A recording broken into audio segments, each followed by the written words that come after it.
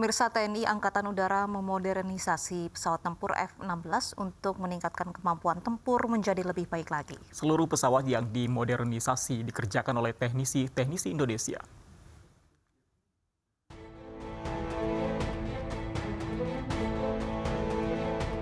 TNI Angkatan Udara memodernisasi pesawat tempur Falcon F-16 yang telah beroperasi selama 30 tahun. Tujuan modernisasi ini sebagai upaya peningkatan kemampuan alutsista sehingga TNI AU memiliki pesawat tempur handal yang siap tempur dengan persenjataan yang mutakhir dan modern. Modernisasi pesawat tempur F-16 dikerjakan oleh teknisi Indonesia didampingi oleh Lockheed Martin Amerika Serikat sebagai supervisi. 2 dari 10 pesawat F-16 telah selesai menjalani modernisasi. Sisanya akan dikerjakan dengan target penyelesaian pada 2021 mendatang. Program modernisasi mampu menghemat biaya negara triliunan rupiah dibandingkan dengan membeli pesawat baru. Selama proses pengerjaan ini dilakukan penuh oleh teknisi Indonesia dengan didampingi supervisor dari Amerika Serikat, Lockheed Martin dalam hal ini. Tetapi kita turun langsung yang mengerjakan kita. Program modernisasi untuk meningkatkan penguatan struktur pesawat, memperpanjang usia terbang pesawat yang semula 6.000 jam menjadi 8.000 jam. Selain itu juga memodifikasi sistem avionik dan sistem persenjataan F-16, yang memungkinkan pesawat dipersenjatai dengan senjata modern dan menguatkan radar agar dapat menembakkan rudal lebih akusisi. Dari Madiun, Ririn Oktaviani, Damar Wicaksono, iNews melaporkan.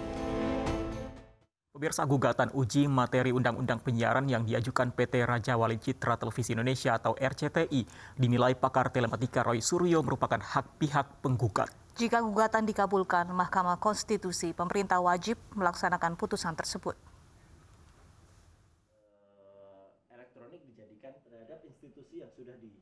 Pakar telematika Roy Suryo mengatakan uji materi atau judicial review yang diajukan RCTI dan iNews tidaklah salah. Menurutnya, uji materi merupakan pengingat agar Undang-Undang Penyiaran mengikuti perkembangan yang terjadi saat ini. Undang-undang perlu diperbarui karena saat ini sudah memasuki era digital. Jadi saya melihatnya apa yang dilakukan oleh dua institusi broadcast ini itu sah-sah saja, ya. Sah-sah saja itu artinya begini. Setiap orang boleh berpendapat terhadap sebuah hukum. Karena apa? Hukum itu harus mengikuti zaman. Yang saya lihat Undang-Undang Penyiaran kita, Undang-Undang 32 tahun 2002 itu sudah 18 tahun ada. Dan itu sudah sebenarnya obsolete. Artinya tidak lagi mengikuti zaman, harus sudah direvisi.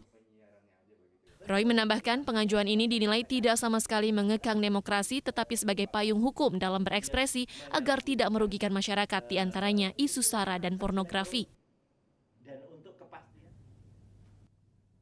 Dasar permohonan uji materi oleh RCTI ini tidak semata-mata kepentingan para pemohon, namun di dalamnya ada kepentingan nasional yang jauh lebih besar. Tujuan dibentuknya Undang-Undang Penyiaran untuk melindungi kedaulatan nasional di bidang penyiaran.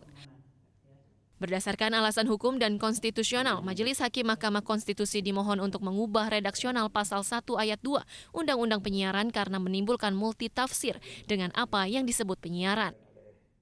Tim Liputan iNews melaporkan. Ahyar Nasution mendapat surat rekomendasi dari Partai Demokrat untuk bertarung di Pilkada Medan. Ahyar juga enggan berkomentar setelah disindir Ketua Umum PDI Perjuangan Megawati Soekarno Putri. Saya akan serahkan ya rekomendasinya melalui Ketua DPD dan DPC kita untuk Bapak bawa untuk kepentingan lainnya. Intinya kita memberikan dukungan penuh. Melalui telepon video, Ketua Umum Partai Demokrat Agus Harimurti Yudhoyono memberikan rekomendasi kepada Ahyar Nasution untuk bertarung di Pilkada Medan 2020. Ahyar Nasution kini adalah kader Partai Demokrat setelah keluar dari PDI Perjuangan karena tak mendapat rekomendasi dan kalah dari Bobi Nasution. Ahyar memutuskan untuk bertarung menjadi orang nomor 1 di Medan melalui dukungan dari Partai Demokrat dan PKS. Keputusan Ahyar keluar dari PDI Perjuangan karena tak mendapat rekomendasi mendapat sindiran dari Ketua Umum PDI Perjuangan Megawati Soekarno Putri dalam sekolah partai secara virtual.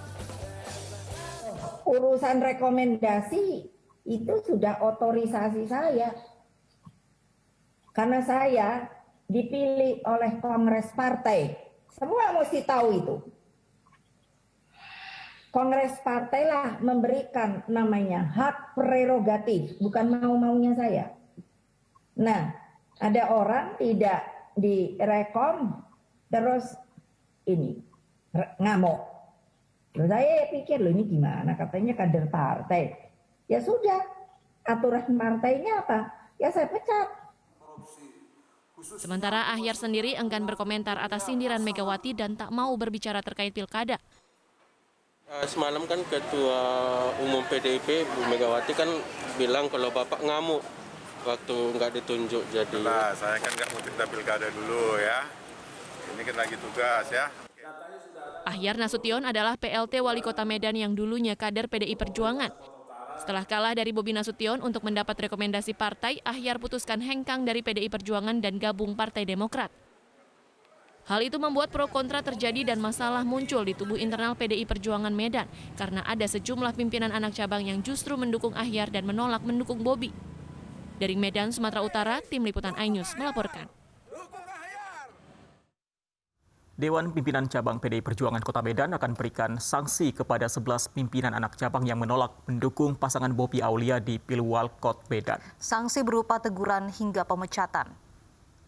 Hal itu disampaikan Sekretaris DPC PDI Perjuangan Kota Medan, Robi Barus, menyusul adanya 11 PAC PDI Perjuangan Medan yang menolak mendukung Bobi Aulia di Pilwalkot Medan 2020.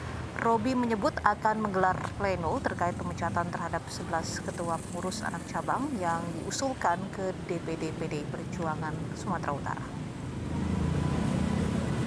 Kalau tidak tunduk dan patuh terhadap keputusan pimpinan partai tentu akan diberikan sanksi. Bila terus melawan tentu peringatannya masih semakin berat. Ya, disiplin partai pasti akan ditegakkan kepada kader-kader yang tidak tunduk dan patuh terhadap semua keputusan.